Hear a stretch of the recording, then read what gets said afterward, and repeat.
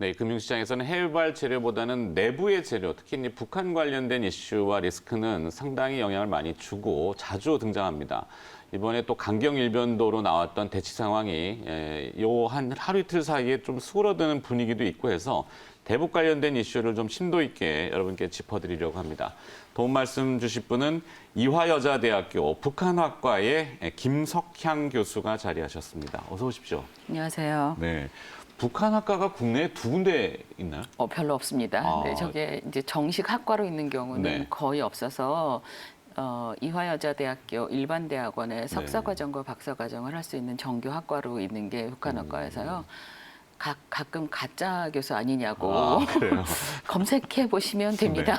네.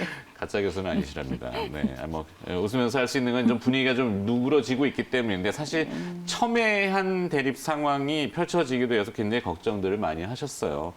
대남 압박 수위가 이렇게 올라가다가 어제 이제 갑자기 군사적인 행동에 대해서 김정은 국방위원장이 보류 이런 네. 결정을 내리게 된 배경 여기는 어디에 있다고 지금 보시는지요? 저도 왜 그러지? 하고 이제 저런 표현이 좋으신데요. 네.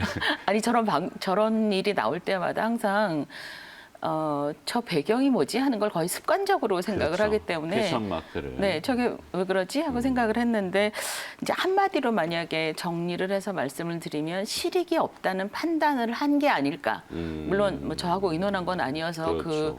그 사람의 심정이 어떤 건지는 제가 잘 모르겠지만 여러 가지 그러니까 이게 정황으로 미루어 아마 실익이 없다는 판단을 했을 강경 것이다. 일본도로 계속 갈 경우에. 네. 근데 그 실익이 없다는 판단이 뭘까? 그 판단을 하게 된 근거를 뭘까 하고 생각을 해보면 일단은 저도 뭐 잘 모르는 일이지만 아마 국방부 쪽에서 네. 그러니까 우리 군인들이 실제로 대비를 아마 하는 모양입니다. 이 군사 분계선 상에서. 네.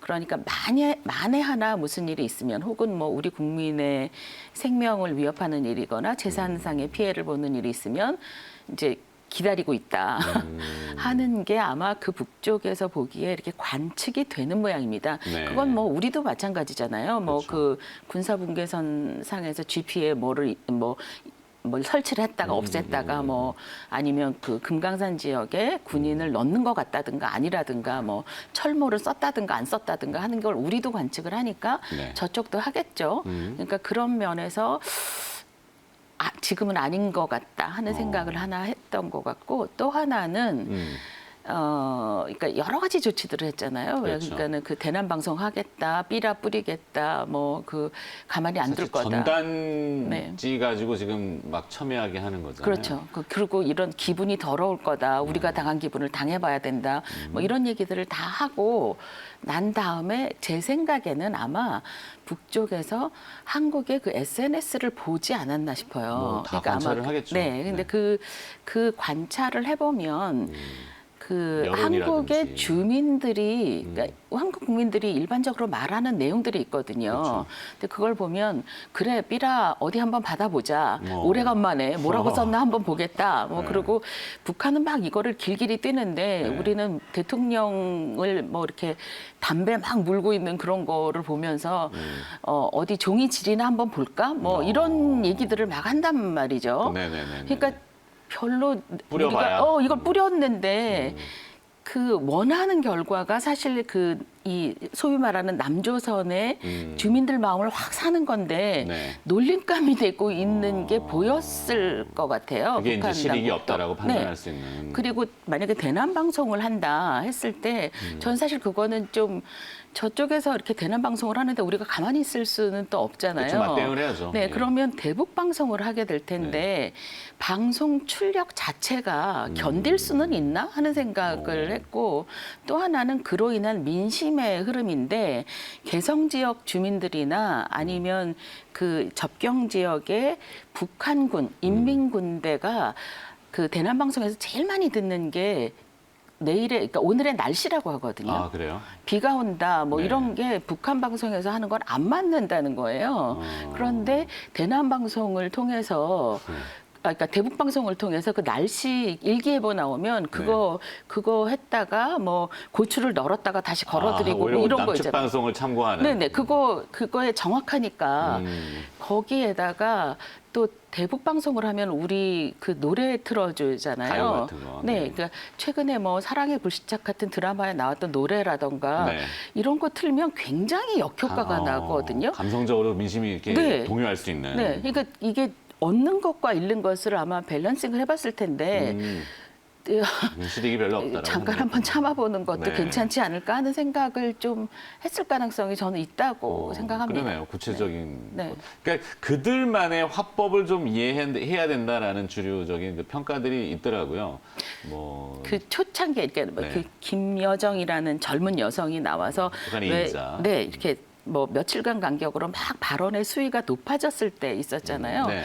그때 그러니까는 대북 그러니까 이 북한 관련 전문가들 사이에서 어떤 분이 하는 얘기가 저 사람들한테 내재적 접근법을 알려줘야 된다. 왜냐하면 한동안 왜 우리가 북한을 볼 때 북한만의 관점에서 그렇죠. 왜 저러는지를 이해한다고 그게 이제 내재적 접근법이었는데 네. 그 북한 주민들도 혹은 북한 당국도 한국 사회가 우리가 원하는 방식대로 이렇게 저렇게 해봤자 그 방향으로 안 움직인다 하는 그 내재적 접근법을 네. 저기도 알려줘야 된다. 그러니까 저렇게 삐라부린다고 설득을 해야 된다. 해봤자 소용이 없다 하는 거를 얘기를 했었는데 그게 먹혔나 하는 생각이 들기도 합니다.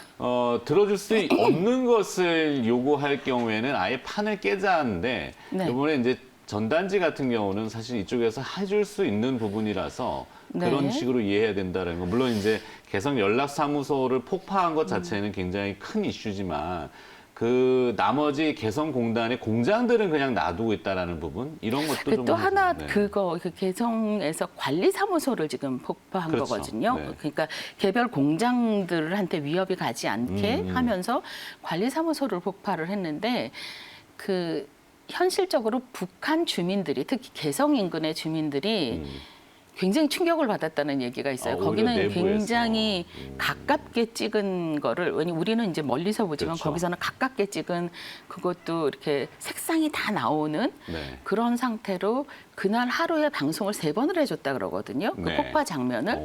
근데 그 폭파 장면을 보고 그 북한 주민들 생각은 우리 지금 이렇게 어렵게 지나고 있는데 그 어려움을 그래도 어디 마지막까지 가서 우리가 진짜 굶어 죽게 되면 그 이 남조선 당국에서 우리를 그래도 좀 도와주려고 할 텐데 그렇죠. 그 길을 끊어버린 게 아닌가 하는 그 불안감이 오히려. 있다고 그래요. 네네네네. 근데 이제 그런 게 북한도 나름 내부에서 여론조사를 하거든요. 네. 그리고 아시겠지만 독재자가 가장 취약한 부분이 여론조사입니다. 그렇죠. 그 독재를 할수록 정권을 유지해야 되는. 네, 여론이 도와주지 않으면 그 정권을 유지하기 힘들어요. 네. 그런 면에서 그것도 그러니까 이게 우리는 그러니까 이 북한 당국의 입장에서는 우리 이렇게 잘하고 있어. 우리 세게 잘 나가고 있어. 자, 우리는 그러니까 함께 모여서 이제 이 난국을 헤쳐나가자라고 했는데 그게 여론의 균열이 조짐이 보이면 한 템포 늦춰가는 것도 뭐 좀 봐주는 척하면서 네. 한 템포 늦춰가는 것도 괜찮지 않을까 하는 생각이 여러 가지 실익을 네. 많이 생각했겠네요. 있었을 네. 거라는 생각은 듭니다. 근데 이번에 이제 군사적인 행동의 보류 결정이란 말이죠. 네, 완전히 네, 네. 철폐는 아닌데, 네. 뭐 잠시 멈춤. 네. 근데 그 본회의가 아니라 예비회의다 이렇게 네. 나옵니다. 보도는. 예비회의라는 것은 무엇이고 또 화상회의를 거쳤다는 건 어떤 의미를 가지고 있고 어떤 내용이 좀 오갔는지 네. 그것도 좀 평가해 주세요. 저는 예비회의라는 단어를 처음 들었습니다. 다른 분은 잘 모르겠는데 네, 저는 교수님이 아무튼 처음 들으셨으면 뭐 저도 뭐. 아니 그러니까 제가 그러니까 사실 군사 전문가는 아니어서 그럴 수 있겠네요. 그러니까 큰 흐름을 그냥 따라가고만 있지만 저기가 뭐가 있나 하는 거를 봤는데 예비회의라는 단어는 저는 처음 들었어요. 네. 그러니까 이게 본회의에서 결정을 하기에는 부담스러워서 새로운 절차를 만든 것인지 네. 아니면 있던 절차를 꺼내서 쓴 것인지 이걸 잘 모르겠습니다. 그 부분은 판단은 하기가 어려운데 네. 어쨌건 그동안 얼굴도 보이지도 않고 목소리도 안 듣고 동정도 별로 안 보였던 어떤 1인자가. 네, 그 1인자가 나타나서 나 예비회의 한다 하면서 예비회의에서 이게 어떤 결정을 내리는 게 아니라 본회의로 가기 위한 준비하는 것 같은 느낌을 주면서 메시지를 그렇게 전달하는군요. 그런데 결정을 완전히 한 건 아니고 보류한 거니까 자 이제부터 잘해봐라고 그 이 한국 정부를 향해서 네. 그 시그널을 주려고 애를 쓴 것 같다는 생각은 들고요. 네. 또 하나 화상회의 때문에 제가 생각한 건데 이거는 정말 그 1인자가 회의에 참석한 건 맞겠지 하는 생각이 다시 들었어요. 근원적인 의구심이 좀 네. 드실 수 있구나. 이 사람이 실제로 그 회의에 참석할 하는 모습이었겠지? 혹시 아닐 수도 있을까 하는 의혹은 약간 들고요. 화상회의도 제가 알기로는 저건 처음이거든요. 네네네. 근데 이게 요즘은 뭐 다 글로벌 대세를 따라가는 그렇죠, 뭐 그렇죠. IT를 상징하는 뭐 이런 것도 있을 수 우리도 있죠. 이런 기술도 있고 네. 우리도 이런 좋은 화면도 있고 우리 기술이 이 수준이야 하는 걸 보여주면서 그렇죠. 동시에 이 1인자가 평양이 아닌 곳에 있을 수도 있겠다는 생각은 들어요. 왜냐하면 추동상. 그렇죠. 그러니까 평양에 있으면서 그 청사 안에서 조방에서 요방에 있는데 그 화상으로 만나자는 좀 이상하잖아요. 어색하죠. 네. 그런데 평양이 아닌 곳에 있는 거를 자연스럽게 또 감추면서 어디 그 있을까? 주민들한테 그러니까 우리 장부님이 이렇게 우리 원수님이 이렇게 이 모든 걸 다 점검하고 계신다 네. 하는 이미지를 줄 수 있는 게 화상회의였다는 생각. 여러 가지 의미가 있네요. 이게 저는 그래서 네. 복잡했었습니다. 아, 그러네요. 이렇게 바라볼 거냐, 저렇게 바라볼 거냐. 근데 이제 일련의 보도들처럼 이제 김여정 부부장하고 김정은 위원장하고 이제 배드캅, 굿캅, 이게 네네. 뭐 네. 미국식 표현이겠지만 악역과 해결사의 역할 분담을 계속 하고 있는 것 같은데 당분간은 이전 체제대로 계속 이어가겠죠? 저걸 계산하고 했을까 하는 의문은 저는 처음에 들었었는데 네. 그럼에도 불구하고 저 김여정이라는 젊은 여성이 나와서 막 말로 뭐 어떻게 저런 말을 하지 하는 말을 하잖아요. 좀 거칠은 표현도 있고. 그런 말을 처음 할 때 처음 든 생각이 사태가 만약에 원하는 대로 안 되면 네. 물러설 곳이 있어야 하기 때문에 저 사람이 나설 가능성도 있었다 하는 생각은 있었거든요. 네. 그러니까 이게 굿캅, 배드캅의 역할보다는 명분. 네, 약간의. 그 1인자가 만약의 경우를 대비해서 자기는 직접 안 나서는 효과가 있지 않았을까 하는 생각이 들었습니다. 그렇죠. 결국에는 이 트럼프 대통령한테 보내는 메시지 아닐까요? 1대1로 그렇죠. 잘 봐달라. 우리 그 하자. 해제하고 뭐 잘 봐달라 하는 얘기인데 뜻대로 될진 잘 모르겠습니다. 저기도 급하거든요. 그렇죠. 선거도 있고. 맞아요. 네. 자, 좀 진행을 지켜봐야 되겠는데 오늘 시간 관계상 여기까지만 오늘 좀 들어야 될 것 같습니다. 좀 네. 뭔가 결론이 안 나오긴 하는데 지켜봐야 되겠다 이렇게. 그렇죠. 시간이 말해줄 겁니다. 네. 알겠습니다. 네. 자, 북한에 대한 내용을 조금 색다른 시각으로 들여다봤고요. 이화여자대학교 북한학과의 김석향 교수가 오늘 수고를 해주셨습니다. 고맙습니다, 교수님. 감사합니다.